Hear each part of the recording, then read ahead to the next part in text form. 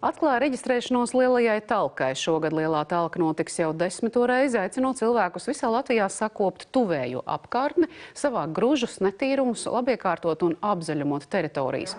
Iepriekš lietotais sauklis Latvijai būt zaļai arī šogad izvēlēts par talcinieku vadmotīvu. Turklāt turpmāk tas varētu kļūt par Latvijas vizītkarti pasaulē.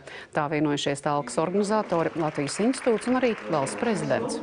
Šodienas tēlu pasaulē ļoti nosaka tas, ko valsts ne tikai par sevi var pastāstīt, bet kādu pieredzi un prasmes nodot arī citām valstīm. Latvijā ir bijušas daudzu desmitu valstu delegācijas, jau kas vēlas iepazīties tieši ar lielās talkas modeli, kā tā tiek organizēta, kā cilvēki maina arī šos uzvedības standartus sabiedrībā. Lielajā talkā pērn reģistrēts rekordliels dalībnieku skaits – 1750 vietu visā Latvijā. Pēdējo gadu statistika liecina, ka talkas darbos iesaistās pat 10. daļa iedzīvotāju, un tik liela mēroga dabas sakopšana citur pasaulē nenotiek.